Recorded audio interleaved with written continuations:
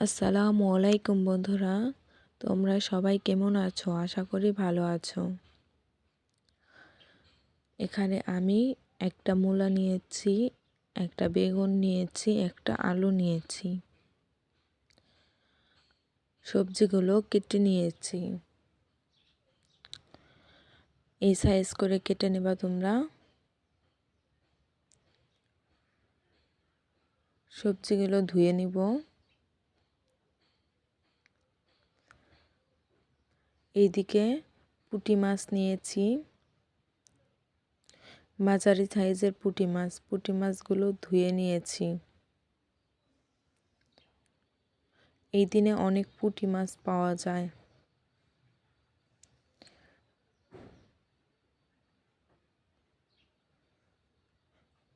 মূলা দিয়ে পুঁটি মাছ রান্না করলে অনেক সুস্বাদু হয়।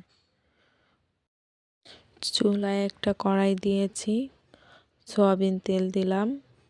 তেলটা গরম হয়ে গেলে পেঁয়াজ কুচি দিয়ে দিব। পেঁয়াজটা এখন ভাজা ভাজা করে নিব।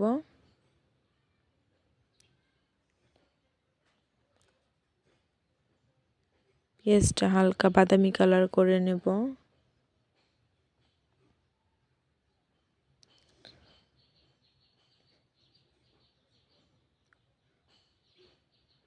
বাদামি কালার হয়ে গেছে।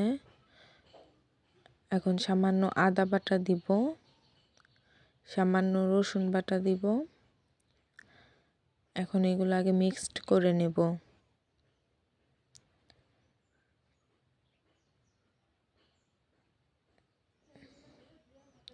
এরপর সামান্য পানি দিব।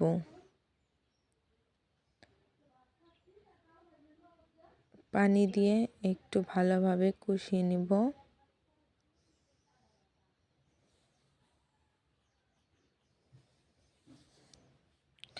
কাঁচামরিচ দিব, লবণ দিব, হলুদের গুঁড়া, শুকনো মরিচের ফাঁকি, সজের ফাঁকি, সামান্য জিরা গুঁড়াও দেব। সবগুলো ভালোভাবে কষিয়ে নেব।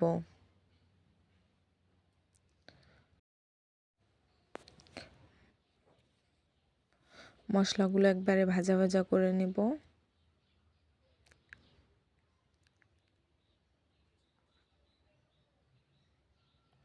এরপর সবজিগুলো দিয়ে দিব। এখন সবজিগুলো মিক্সড করে নিব।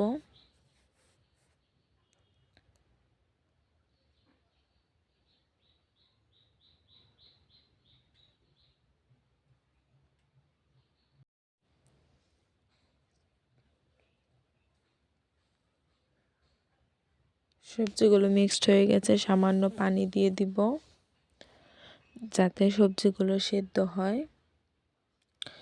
ঢেকে দিব, ঢেকে দিলে সবজিগুলো তাড়াতাড়ি সেদ্ধ হয়ে যাবে। এই তো পানিটা প্রায় শুকিয়ে যাচ্ছে। পানি শুকিয়ে গেলে ঝোলের পানি দিয়ে দিব। আমার সবজিগুলোও সেদ্ধ হয়ে গেছে।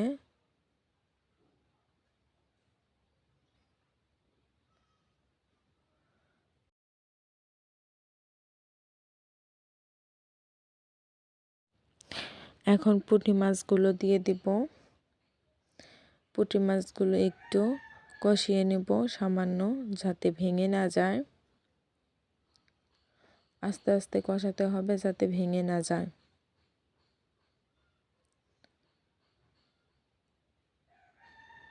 তো কষানো হয়ে গেছে, এখন পানি দিয়ে দিব। পরিমাপ মতো দিব, যাতে বেশি ঝোল না থাকে। পানি দিয়ে দিয়েছি।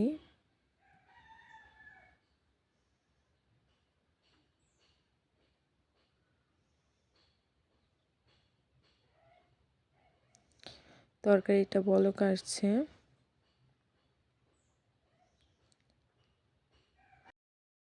তরকারিটা একটু নাড়া দিয়ে দিলাম।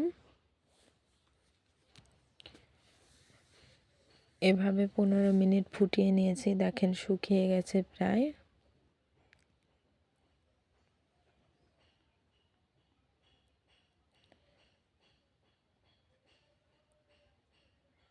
সামান্য একটু ভাজা জিরার গুঁড়ি দিব নামানোর আগে।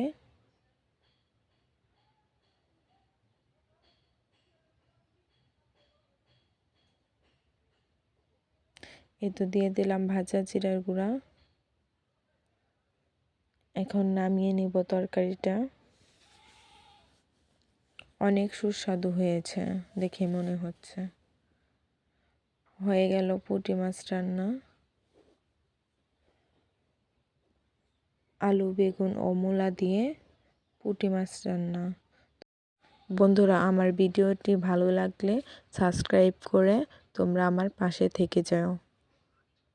আশা করি সবাই ভালো থাকবে।